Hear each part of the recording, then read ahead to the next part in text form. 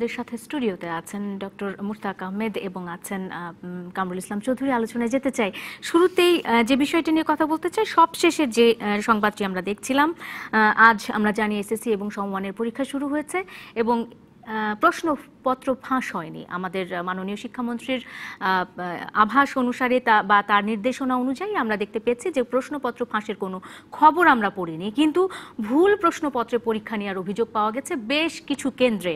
কামরুল ইসলাম চৌধুরী, আপনাকে দিয়ে আলোচনা শুরু করতে চাই। এই নতুন কোন বিড়ম্বনার খপ্পরে পড়েছে আমাদের শিক্ষার্থীরা? প্রথমত আমি ধন্যবাদ জানাবো কর্তৃপক্ষকে যে তারা অন্তত প্রশ্নপত্র ফাঁসটা রোধ করতে পেরেছেন প্রথম দিন। এজন্য অবশ্যই তাদের ধন্যবাদ পাওয়ার মতো একটা কাজ। কিন্তু একই সঙ্গে যে বিষয়টি আমরা এইমাত্র দেখলাম এবং এর আগেও সারাদিন আমরা গণমাধ্যম কর্মীরা সারা দেশ থেকে নানা জায়গায় নানা কেন্দ্রে যে অনিয়মগুলো, বিশেষ করে আগের বছরের প্রশ্নপত্র অথবা আগের বছরের সিলেবাসের উপর ভিত্তি করে যে প্রশ্নপত্র, সেই প্রশ্নপত্র বা ভুল প্রশ্নপত্রের উপরে তাদেরকে পরীক্ষা দিতে হয়েছে বা নানা জায়গায় এরকম বেশ কিছু বিড়ম্বনার মুখে কোমলমতি শিক্ষার্থীরা পড়েছে। এটি অনভিপ্রেত। এমন একটা পাবলিক এক্সামিনেশান, সেই এক্সামিনেশনের যারা তদারক করেন, যারা এগুলো পরিচালনা করেন, বিশেষ করে স্কুল কর্তৃপক্ষ, তারপরে শিক্ষা বোর্ডের কর্মকর্তা, কিন্তু তাদের আরেকটু সচেতন হওয়া উচিত ছিল, তাদের আরেকটু মনোযোগী হওয়ার দরকার ছিল, কিন্তু সেটি তো এবং প্রত্যন্ত অঞ্চলের মানে শহরের দিকে কিন্তু হয়নি, একেবারে প্রত্যন্ত গ্রাম এলাকার যে শিক্ষা প্রতিষ্ঠানগুলো সেখানে হয়েছে এগুলো। এবং এরা মানে আমরা এক সময় দেখতাম যে এমনকি আমরা যখন ছাত্র ছিলাম সেই সময় মফস্বলের বহু স্কুলের ছাত্রছাত্রীরা কিন্তু বোর্ডে স্ট্যান্ড করত। সাম্প্রতিককালে বা নিকট অতীতে আমরা কিন্তু গ্রামগঞ্জের সেই রকম বিদ্যালয়ে থেকে প্রথম হয়েছে, দ্বিতীয় হয়েছে, এমন খবর কিন্তু আর গণমাধ্যমে আমরা দেখি না।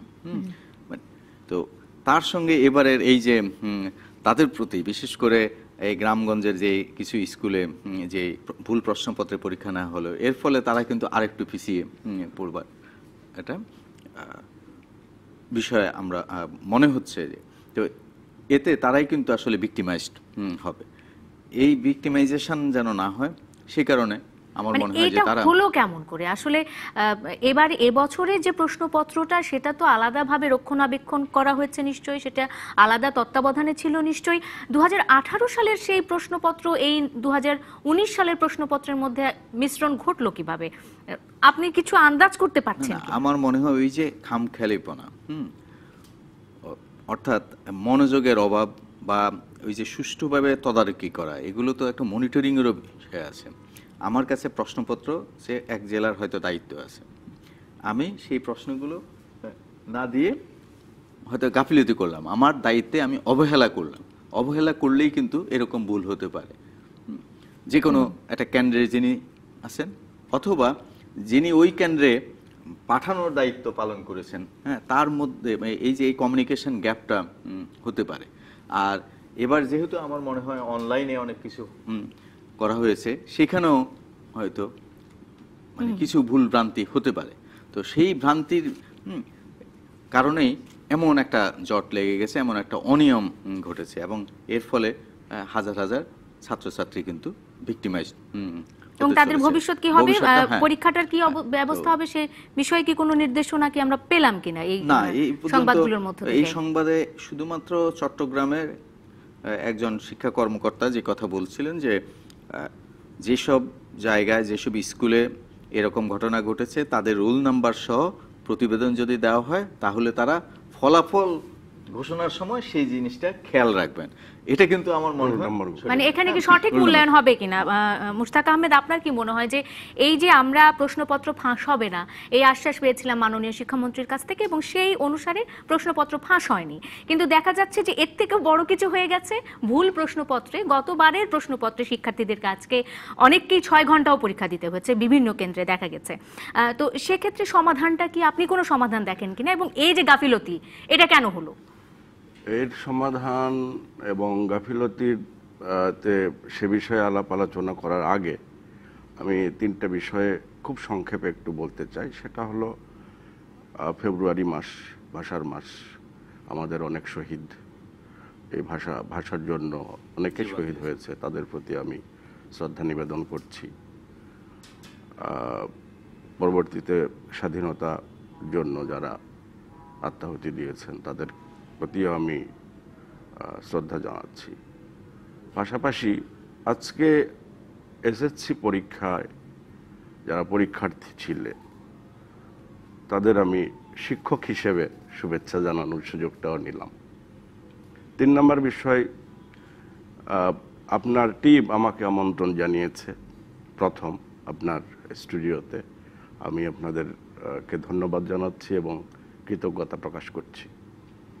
আপনি যে বিষয়টা বললেন, প্রশ্নপত্র ফাঁস হয়নি কিন্তু ভুল প্রশ্ন নেওয়া হয়েছে। আমি বিশ্ববিদ্যালয়ের শিক্ষক হিসেবে প্রশ্ন করা, প্রশ্ন প্রিন্ট করা, প্রশ্ন সিলগালা করা, এই সমস্ত প্রক্রিয়ার সাথেই কিন্তু আমি জড়িত। সেক্ষেত্রে বিষয়টা আমি কয়েকটা ধাপে আসলে বলতে চাই। একটা বিষয় হলো যে আমরা প্রথমত কোন সেশনের বা কোন ইয়ারের পরীক্ষা নিতে চাচ্ছি সেই অনুযায়ী আমরা সেটার নিয়োগ করি, প্রশ্ন সেটার, প্রশ্নকর্তারা প্রশ্ন দেয়, সেই অনুযায়ী হয়তো 2 জনের কাছ থেকে একটা কোর্সের একটা সাবজেক্টের প্রশ্ন নেওয়া হয়।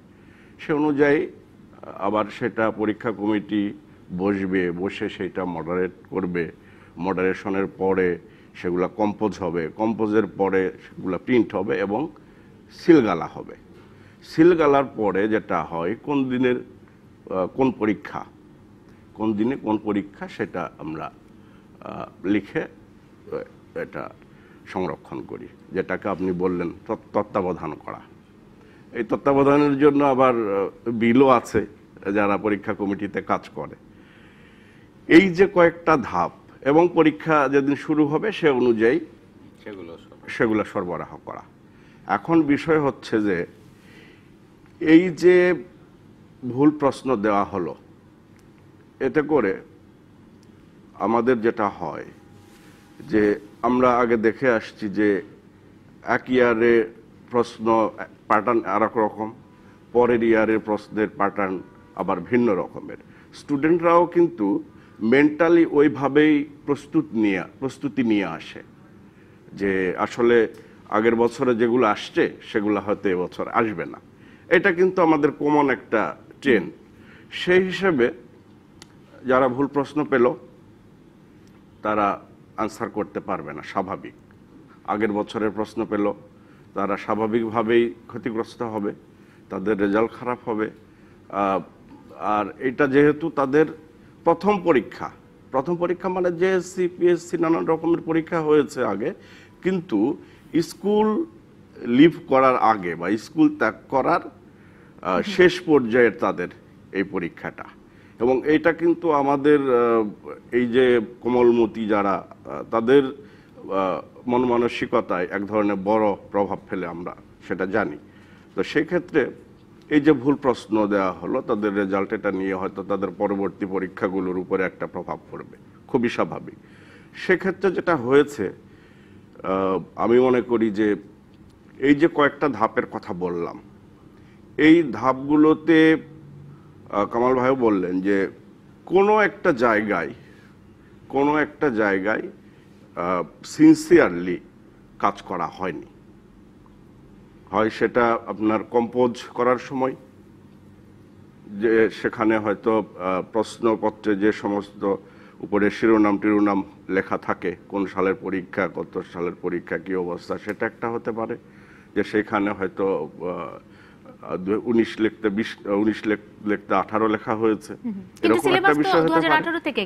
হ্যাঁ, তো সেক্ষেত্রে হ্যাঁ সিলেবাস 18, সেক্ষেত্রে দেখা যাচ্ছে কি যে আবার যেখানে এই প্রশ্নপত্রগুলো প্যাকেজিং হয়েছে, অর্থাৎ সিলগালা করে সেগুলো আপনার পাঠানো, সেই জায়গাতে হয়তো আগের কোনো ইয়ারের প্রশ্নগুলো 18 প্রশ্ন থেকে গেছে, এবং যারা ওই প্যাকেটজাত করে, প্যাকেজিংয়ের দায়িত্বে যারা ছিল, তারা হয়তো খেয়াল না করে ঢুকাই দিয়েছে।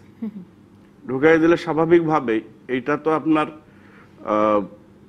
স্কুলে পরীক্ষার হলেই খোলা হচ্ছে, পরীক্ষার হলেই খোলা হচ্ছে, তার আগে কিন্তু আর খোলার কোনো সুযোগ ছিল না। এমনও হতে পারে যে কম্পিউটারে কম্পোজ করা হলো, সেই কম্পিউটারে আগের বছরেরটার উপরেই কিন্তু কম্পোজ করা হলো, করার পরে সেভ করবে যখন, সেই সময় কমান্ডে হয়তো হয়ে গেল আগেরটাই আবার চলে আসলো। যেই মানে আশঙ্কার কথা আপনি বলছেন, তো সেটি কি আসলে এই প্রশ্নপত্র তৈরির পর কারো দেখার কোনো এখতিয়ার ছিল না? মানে সেটা আবার যাচাই বাছাই করে প্রশ্নপত্র তৈরি হওয়ার পরে প্রিন্ট আমরা 1 কপি 2 কপি করে প্রিন্ট নিয়ে সেটা আবার ওই যে মডারেট করা হলো, মডারেশন বোর্ড যেটা আপনার ঠিক করে দিল যে এটা রাখা হবে, এটা বাদ যাবে, সেটার সাথে আমরা আবার মিলাই দেখি যে সেটা ঠিক থাকলো কিনা। তো এই জায়গাগুলোতে নিশ্চয়ই মনোযোগ ছিল না। আমাদের মনোযোগটা কোথায় ছিল? প্রশ্নপত্র যেন ফাঁস না হয় সেই দিকে ছিল, সেটাতে ছিল। আচ্ছা, সেইটা করতে যে হয়তো সেটা আমরা সফলভাবে করতে পেরেছি, যেটা কামাল ভাই ধন্যবাদ দিলেন, আমিও ধন্যবাদ দিতে চাই যে আসলে ফাঁসের বিষয়টা আসেনি। এক জায়গায় ফাঁসের বিষয় আসছে সম্ভবত নেত্রকোনায়, সেটা ভুয়া প্রশ্ন, কোনো একটা স্টুডেন্ট বা কোনো একটা ছেলে নিজে তৈরি করে যেটা সোশ্যাল মিডিয়াতে দেওয়ার চেষ্টা করেছে এবং সে ধরা পড়েছে। ওইটা ভুয়া, একেবারে ভুয়া প্রশ্ন, মানে বানোয়াট প্রশ্ন। তো সেক্ষেত্রে আসলে যে বিষয়টা বলছিলাম, ওই জায়গাগুলোর দেখেন কম্পোজে ওটাও হতে পারে যে কম্পোজ যারা করছে তারা কম্পোজ করেছে কিন্তু আগের ইয়ারের প্রশ্নে প্রিন্ট হয়ে গেছে, তারা খেয়াল করেনি। এখন এর সমাধান কি হতে পারে ডক্টর মুশতাক আহমেদ? যে কেন্দ্রগুলিতে পরীক্ষা নেওয়া হয়ে গেছে সেসব ছাত্রছাত্রীদের আসলে প্রশ্নপত্রের যে মূল্যায়ন, সেই মূল্যায়নটা কিভাবে হবে এখন? নতুন করে কি পরীক্ষা নেওয়া হবে, নাকি যে প্রশ্নপত্র, যেমনটা কামরুল ইসলাম চৌধুরী বলছিলেন যে খাতা আমরা ফলাফল ঘোষণার সময় বিবেচনা করে দেখব, এরকম কোনো কিছু হবে কিনা? ফলাফল প্রকাশের সময় আপনি কি বিবেচনা করবেন? আপনি বিবেচনাটা করবেন কি যে ওরা পরীক্ষা খারাপ দিয়েছে বা খারাপ হয়েছে, আপনি ইচ্ছা মতো ওইটা কি আপনি কোনো জ্যামিতিক বা গাণিতিক পরিমাপে কি আপনি অন্যদের সমমানের করে দিতে পারবেন? সেটা কিন্তু সম্ভব না। এটা আসলে আবার ওইটাও সম্ভব না যে তাদের পুনরায় পরীক্ষা নেওয়া, বা সেটাও হয়তো কর্তৃপক্ষ করবে কিনা ঠিক আমাদের এই মুহূর্তে জানা নেই। সেক্ষেত্রে এই বিষয়গুলো যাতে না ঘটে সে ব্যাপারে একটি কেন্দ্রে 6 জন পরীক্ষার্থীর মানে কয়েকজন পরীক্ষার্থীর 6 ঘন্টা পরীক্ষা নেওয়া হয়েছে, অর্থাৎ 3 ঘন্টা যখন দেখা গেছে যে ভুল প্রশ্নপত্রে তারা পরীক্ষা দিয়েছে, তখন আবারও 3 ঘন্টা তাদেরকে সঠিক প্রশ্নপত্রে পরীক্ষা নেওয়া হয়েছে। তো এই কজন মানে আলাদা হয়ে গেল। হ্যাঁ, খুবই আলাদা হয়ে গেল, এবং তারা যেটা আশা করেছিল, আশাবাঞ্জক রেজাল্ট আমরা যেটা বলি যে প্রত্যাশা অনুযায়ী, সেটা হয়তো সেটা থেকে তারা বঞ্চিত হবে। আর আরেকটা বিষয় একটু জানতে চাই যে আমি প্রথমেই যেটা বলছিলাম যে আমাদের শহরের মধ্যে কিন্তু আসলে এই ধরনের কোনো ঘটনা আমরা ঘটতে দেখলাম না, প্রত্যন্ত এলাকাগুলোর স্কুলগুলোতে এরকম হলো। এটার কি কোনো আলাদা কোনো কারণ থাকতে পারে কিনা? আপনাদের কি মনে হচ্ছে কোনো কারণ আছে? মানে তারা মফস্বলের এই কারণে কি এরকম হলো কিনা? কারণ থাকতে পারে, তার কারণ আমাদের তো এখানে অনেক কিছুই হয়। যেমন ধরেন যে প্রশ্নগুলো পাঠানো হলো, যখন পাঠানো হলো কেউ সেটা আমরা সিলগালা করি ঠিক, কিন্তু তারপরেও কিন্তু আমি যদি ডিসঅনেস্ট হই, আমি যদি অসৎ হই, তাহলে কিন্তু আমি প্রশ্নের প্যাকেট খুলে তার ভেতরে কিছু আগের ইয়ারের প্রশ্ন আমি ঢুকাই দিতে পারি, দিয়ে আবার সেটা সুন্দর মতো সিলগালা করে ঢুকাই, এরকম হয়। আবার রেজাল্টে টেম্পারিং হয়, নানান কিছু হয়। তো এই বিষয়গুলো হতে পারে এরকম আপনি যেটা বলছেন। মানে প্রশ্নপত্র ফাঁসের ঘটনা যেহেতু ঘটেনি, পরীক্ষাটি বিতর্কিত করারও একটা নানা রকমের চক্র আছে, মানে শিক্ষা ক্ষেত্রে নানা রকমের চক্র কাজ করে। এই চক্রের কোনো একটা হয়তো এই ক্ষেত্রে বিশেষ করে এই যে গ্রামগঞ্জের এই স্কুলগুলোর এই যে প্রশ্নপত্র ভুল প্রশ্নপত্র, এই ক্ষেত্রে হয়তো তাদের একটা মানে আমরা কিন্তু শুনতে ভালো হাত পাচ্ছি না যে থাকতে পারে। ভিকারুননিসা নূন হ্যাঁ। স্কুলের এরকম কিছু একটা হয়েছে বা বড় কোনো স্কুলে হয়েছে, না, না, আমরা কিন্তু ওরা- সেটা শুনতে পাচ্ছি না। না, এখানে হয়তো সতর্কতাটা শতভাগ ছিল অথবা কাছাকাছি ছিল, সেই কারণে এটাও হয়নি। কিন্তু মফস্বল এলাকায়, গ্রামের একবারে নিবৃত এলাকার ওই এলাকায় হয়তো ওই তদারকিটা ছিল না, এবং এই সিন্ডিকেটের কেউ কেউ এর ক্ষেত্রে তাদের ওই যে কালো হাতটা আমি এখানে বিস্তার। যতটুকু জানি যে প্রশ্নগুলো সম্ভবত থানাতে মনে হয় আগে পাঠানো হয়, অথবা শিক্ষা অফিস, উপজেলা শিক্ষা অফিসার। তো সেই জায়গা থেকে ওই স্কুল বা কলেজের প্রধান শিক্ষক অথবা তার প্রতিনিধি যে নিয়ে আসে। তিনি সেটা receive নিয়ে করেন। রিসিভ করেন, এবং তার সাথে সম্ভবত একজন পুলিশ অথবা গানম্যান এই টাইপের কিছু থাকে। আচ্ছা। এখন ওইটুকু জায়গাতেও হতে পারে, মানে কোথাও না কোথাও তো হয়েছে এরকম গাফিলতি বিষয় কিংবা হয়েছে। যাই হোক না কেন, ইচ্ছা করেই হোক বা কোনো কিছু করেই হোক, কিছু না কিছু তো একটা হয়েছে, না হলে এত বড় গাফিলতিটা কেন হবে? একটা ছোট্ট বিরতির পরে এসে কিছু বিষয় আছে। প্রধানমন্ত্রী চা চক্রের যে আমন্ত্রণ ছিল আজকে, সেটি কয়েকটি রাজনৈতিক দল অংশগ্রহণ করেছে, ঐক্যফ্রন্ট যোগ দেয়নি এতে। BNP এবং এটি বাম- আসলে বাম তাদের রাজনৈতিক জোট, তারা যোগ দেয়। রাজনৈতিক অঙ্গনে কতটুকু প্রভাব ফেলতে পারে বলে মনে হয়? একটা বিরতির পরে সে জানবো। সঙ্গে থাকুন সংবাদ সম্প্রসারণের। বিরতির পর স্বাগত আরেকবার। দেখছেন আইপে নিবেদিত সংবাদ সম্প্রসারণ। ডক্টর মুশতাক আহমেদ এবং কামরুল ইসলাম চৌধুরী রয়েছেন আজকে আমার সাথে। বিরতিতে যাবার আগে যে বিষয়টি রেখে গিয়েছিলাম, প্রধানমন্ত্রীর চা চক্রে যে পূর্ব নির্ধারিত যে চা চক্র ছিল, বিভিন্ন রাজনৈতিক দলকে তিনি নির্বাচন পরবর্তী সময়ে আমন্ত্রণ জানিয়েছিলেন। এখানে জাতীয় ঐক্য, যুক্ত ফ্রন্ট, জাতীয় পার্টি, 14 দল সহ অনেক রাজনৈতিক দল যোগ দিয়েছে, কিন্তু বিপরীত দিকে দেখা যায় যে জাতীয় ঐক্য ফ্রন্ট এবং বিএনপি এখানে যোগ দেয়নি। ওবায়দুল কাদের গতকাল বলছিলেন যে এটি আসলে এক ধরনের নেতিবাচক রাজনীতি এই বিরোধী দলীয় জোটটির। কতটুকু নেতিবাচক এবং তাদের রাজনৈতিক অঙ্গনে বা তাদের রাজনৈতিক প্রেক্ষাপটে কতটুকু প্রতিফলন এর পড়তে পারে বা প্রভাব পড়তে পারে বলে মনে হয় কামরুল ইসলাম চৌধুরী? আমার যেটা মনে হয় সেটা হচ্ছে, মানে এটা তো একটা চা চক্র, হ্যাঁ, এটা ওই অর্থে সংলাপ না। সেই আমন্ত্রণটা প্রধানমন্ত্রী বিরোধী দলের, মানে মাঠের বিরোধী দলকে জানিয়েছেন, সেটি তারা কিন্তু আবার মানে ধন্যবাদ দিয়ে কিন্তু তার সেই চিঠির উত্তর দিয়েছেন। সেখানে তারা তাদের অপারগতার কথা জানিয়েছেন, কিন্তু মনে করেন যে বিপরীতে 14 দলের যারা শরিক তারা অংশ নিয়েছে, জাতীয় পার্টি অংশ নিয়েছে, যুক্তফ্রন্ট তারা অংশ নিয়েছে, কিন্তু যেমন বাম জোট তারা অংশ নেয়নি। তারপরে হচ্ছে বিএনপি, তারা অংশ নেয়নি। ডক্টর কামাল হোসেনের গণফোরাম থেকে শুরু করে এরকম কতগুলো দল অংশ নেয়নি। আমার একই সঙ্গে কিন্তু যেটা মনে হয় যে, যেমন আমরা সাম্প্রতিককালে দেখেছি যে ব্রেক্সিট নিয়ে যখন নো ডিল ব্রেক্সিট, এই প্রশ্নে যুক্তরাজ্যের যে হাউস অব কমন্সে যখন থেরেসা মে প্রধানমন্ত্রী তিনি পরাজিত হলেন, অনাস্থা ভোটে, না মানে এই ব্রেক্সিট, নো Brexit ব্রেক্সিট এই প্রসঙ্গে। ডিল, হ্যাঁ, তখন তারপরের দিনে কিন্তু আবার তিনি অনাস্থা ভোটে মাত্র 19 ভোটে কিন্তু উনি জিতে গেলেন। তার সরকার জিতে গেল। জিতে যাওয়ার পরে কিন্তু তিনি চা চক্রে আমন্ত্রণ জানিয়েছিলেন।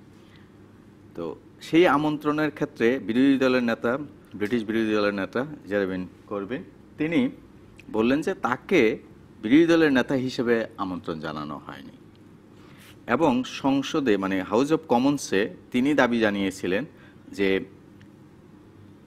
উইথ আ ডিল ব্রেক্সিট, এই ব্যাপারে থেরেসা মে হাউস অব কমন্সে কোনো অঙ্গীকার করেননি, প্রতিশ্রুতি দেননি। সেই কারণে তিনি তার সঙ্গে তার এই চা চক্রে আমন্ত্রণ রক্ষা করতে পারবেন না, এবং এরকম আরো অনেকগুলো দল তারা কিন্তু অংশ নেননি। মানে খুব ছোট ছোট হ্যাঁ, ছোট ইস্যুগুলি। ছোট ইস্যুতেও অনেক সময় এটা হতে পারে, কিন্তু বাংলাদেশের ক্ষেত্রে প্রেক্ষিতে আমি মনে করি যে এখানে আমাদের যে রাজনৈতিক একটা বিভাজন, এই বিভাজনটা দিন দিন কিন্তু প্রকট হচ্ছে।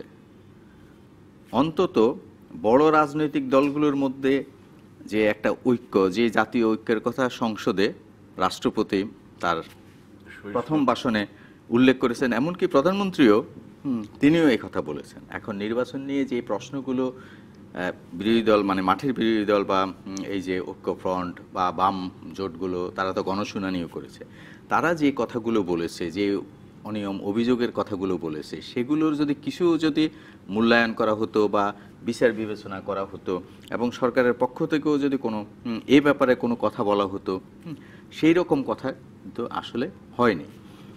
তো সেগুলো করবার জন্য যে সংলাপটার প্রয়োজন ছিল বা রাজনৈতিক একটা ঔদার্য দেখানোর কথা ছিল, সেই ক্ষেত্রে কিন্তু দুই দিক থেকে একটা ডেফিসিট আছে, ঘাটতি আছে। সেই ঘাটতির কিন্তু যোগফল হচ্ছে এই যে চাচকরা আমন্ত্রণ এবং সেই নিমন্ত্রণে যাওয়া না যাওয়া, এই যে বিভাজনটা। আরেকটা হচ্ছে যে সংসদে মনে করুন যে বিএনপি মাত্র 6টা আসন পেল বা গণফোরাম তারা পেল 2টো, মোট 8টা। এই 8 জন সংসদ সদস্য তারা সংসদে এখনো যাওয়ার জন্য শপথ নেননি এবং তারা সংসদে যাবেন না বলেও ইতিমধ্যে তারা তাদের দলগুলো থেকে তারা পরিষ্কার করেছেন। কিন্তু তাদেরকে সংসদে নেওয়ার জন্য যে উদ্যোগগুলো থাকা দরকার ছিল, সেখানেও কিন্তু আমি মনে করি যে ঘাটতি রয়ে গেছে।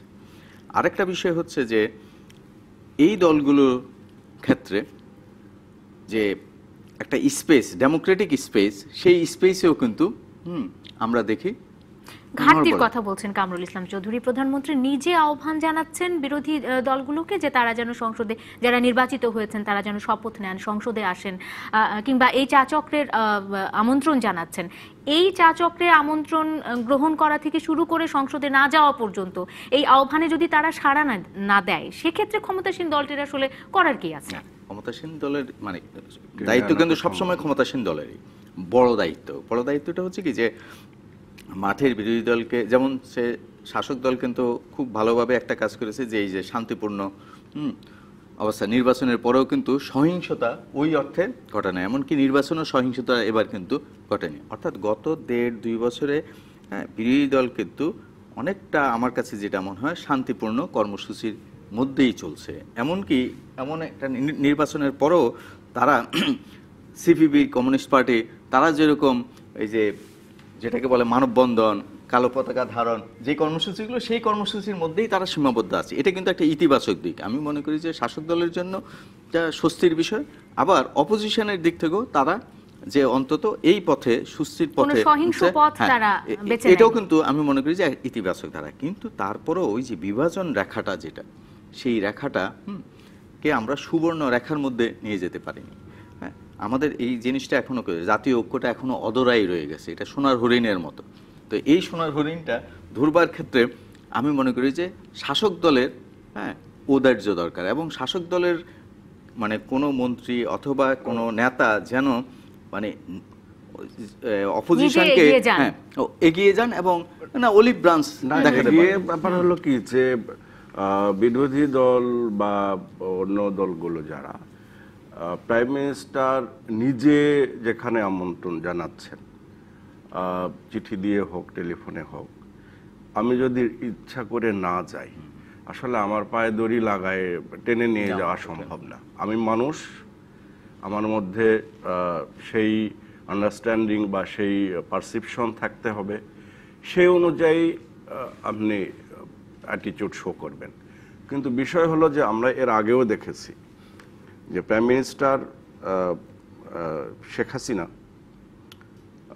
খালেদা জিয়ার বড় ছেলে, ছোট ছেলে আরাফাত রহমান কোকো, তার মৃত্যুতে বাসা পড়তে জানাতে, এটা কিন্তু আমরা কখনোই কামনা করি না। মৃত্যুর চেয়ে মানুষের জীবনে বড় আর কিছু নাই, বড় ক্ষতিগ্রস্ত আর কিছু নাই। জীবন শেষ, সেটা যেই হোক না, আমার শত্রু আসতে পারে, আমার বন্ধু আসতে পারে, যেই তাকে। আমাদের সংস্কৃতি, আমাদের রাজনৈতিক সংস্কৃতির অংশ হয়ে গেছে এই যে সরকার অথবা বিরোধী দল, সরকার যে সিদ্ধান্ত নিবে, প্রধানমন্ত্রী যে কথাগুলো বলবে, আমাদের ভেতরে এটা ঢুকে গেছে যে সেইটার একটা বিরোধী কথা, বিরোধী বক্তব্য বা বিরোধী একটা অবস্থান আমাকে নিতে হবে। এই যে এটা করতে যে রাজনৈতিক ভুলগুলো হচ্ছে, এবং বিরোধী দল যে ভুলগুলো করছে, এই ভুলগুলো রাজনীতিতে ভুল করলে সেটার খেসারত কিন্তু মানে যুগে যুগে সেই দলগুলোকেই দিতে হয়।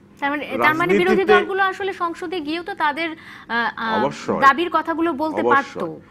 একজন হলেও আপনাকে ফাইট করতে হবে না। এবং অতীতে মানে বাংলাদেশেই আমরা যদি ধরি, বাংলাদেশে কিন্তু যেমন 1972-এর গণপরিষদে মাত্র দুজন, হ্যাঁ, মানবেন্দ্র চন্দ্র লারমা এবং সুরঞ্জিত সেনগুপ্ত, তারা দুজন মাত্র ছিলেন অপোজিশনে। এবং তারা আমাদের সংবিধানের প্রত্যেকটা আর্টিকেলে, অনুচ্ছেদে তাদের সংশোধনী ছিল, এবং সেই সংশোধনীগুলো বিবেচনা অনেকগুলো হয়েছে, কিছু কিছু হয়নি। সেই কারণে আবার বাবু সুরঞ্জিত সেনগুপ্তের একারই 19টির মতো নোট অফ ডিসেন্ট আছে আমাদের সংবিধানে। এটা হচ্ছে 72-এর গণপরিষদ। তারপর আমাদের যে 73-এর প্রথম জাতীয় সংসদ, সেই জাতীয় সংসদে কিন্তু 7 জন মাত্র বিরোধী দলের ছিলেন। তারা কারা? জনাব আতাউর রহমান খান সাহেব, তিনি বর্ষিয়ান রাজনীতিক, তিনি ছিলেন। যতজনই হোক না কেন একটা বিরোধী মত তৈরি করতে পারতেন তারা। ওই সময় খুবই গুরুত্বপূর্ণ ভূমিকা পালন করেছিলেন ওই 7 জন সংসদ সদস্য। একটা বিরতি নিয়ে ফিরে আসি। কামরুল ইসলাম চৌধুরী, ডক্টর মুশতাক আহমেদ আছেন, সবাই আছেন সাথে। একটা বিরতি নিয়ে ফিরে আসছে আইপিএ নিবেদিত সংবাদ সম্প্রসারণে। বিরতির পর স্বাগত আরেকবার। দেখছেন আইপিএ নিবেদিত সংবাদ সম্প্রসারণ। ডক্টর মুশতাক আহমেদ এবং কামরুল ইসলাম চৌধুরী রয়েছেন আমার সাথে। আমরা পত্রিকার অনলাইনগুলো দেখে নিতে চাই ঠিক এই সময় কি খবর দিচ্ছে তারা। bdnews24.com শুরুতেই রয়েছে আমাদের সাথে। প্রথম খবরটি, এসএসসি চট্টগ্রামে 7টি কেন্দ্রে ভুল প্রশ্নপত্র, যেটি নিয়ে আমরা কথা বলছিলাম এতক্ষণ। চুরির অর্থের হদিস জানা আছে, গভর্নর বলছেন। এছাড়া গণভবনে চা চক্রে রাজনীতিকরা, সঞ্চয়পত্র থেকে 6 মাসেই পুরো বছরের ঋণ, আমরা সবাই মরার আগে মরে যাচ্ছি, ফখরুল বলছেন। ভোটের আগে মোদির সামনে 3 নারীর চ্যালেঞ্জ, এর মধ্যে প্রিয়াঙ্কা গান্ধী কিন্তু রয়েছেন। আমি জানি না আপনারা ব্যক্তিগতভাবে তাকে কতটুকু পছন্দ করেন, আমি খুব পছন্দ করি। জামাত প্রার্থী শাফিনের মনোনয়নপত্র বাতিল, মেয়র নির্বাচনের জন্য তার মনোনয়নপত্র বাতিল করা হয়েছে। এর পরের সংবাদপত্রটি দেখে নিতে চাই, বাংলা ট্রিবিউন আছে আমাদের সাথে। কুশল বিনিময় ছিল মূল উদ্দেশ্য, বি চৌধুরী বলছেন। গণভবনের চা চক্র পরিণত মিলন মেলায়, খাদ্য নিরাপদ হবে তো, আপিল করবেন শাফিন আহমেদ। চট্টগ্রামে 7 কেন্দ্রে ভুল প্রশ্নে পরীক্ষা, 1 বছরের ব্যবধানে দ্বিগুণের বেশি ইয়াবা উদ্ধার। যুক্তরাষ্ট্রে ভিসা জালিয়াতি ধরতে ভুয়া বিশ্ববিদ্যালয়ের ফাঁদ, 129 ভারতীয় শিক্ষার্থী গ্রেফতার। এরপর আছে সমকাল আমাদের সাথে। প্রথম খবরটি, জামাতের প্রধানমন্ত্রীর সঙ্গে চা চক্রে গণভবনে রাজনীতিকরা, চট্টগ্রামে 7 কেন্দ্রে ভুল প্রশ্নপত্র এসএসসির পরীক্ষা, এরশাদ দেশে ফিরছেন সোমবার। মোটামুটি এই খবরগুলি ছিল, সবগুলি পত্রিকার মূল খবর ছিল। তবে খুব হতাশা নিয়ে বলতে হচ্ছে যে আজকে আমরা যতদূর জানি 2রা ফেব্রুয়ারি বিশ্ব জলবায়ু দিবস, এবং এই বিষয়টি নিয়ে কোনো পত্রিকা বা কোনো জায়গাতে আমরা কোনো খবর কি সেভাবে দেখতে পাচ্ছি কিনা, মুশতাক আহমেদ? আসলে আমি আজকে চেষ্টা করেছি বাংলাদেশ থেকে যে পত্রপত্রিকাগুলো বের হয় সেগুলোতে এই জলাভূমি দিবস নিয়ে কোনো আলাদা ইভেন্ট তারা করেছে কিনা। সেক্ষেত্রে আসলে আমি খুবই হতাশ। আচ্ছা, আমি কি ভুল বলেছি? জলাভূমি দিবস, হ্যাঁ, জলাভূমি দিবস আছে। হ্যাঁ হ্যাঁ। তো আসলেই আমি হতাশ বিষয়টাতে। একেবারেই আমরা ইভেন্টটা মিস করেছি, হয়তো ভুলে অথবা সেটা ইগনোর করে, অবজ্ঞা করে। যেটা হতে পারত, পত্রপত্রিকাগুলো তাদের যে স্ট্যান্ডার্ড লাইনে সে হাবিজাবি নানান কিছু থাকে সেইগুলোতে দিতে পারত, সেটা একটা ব্যাপার।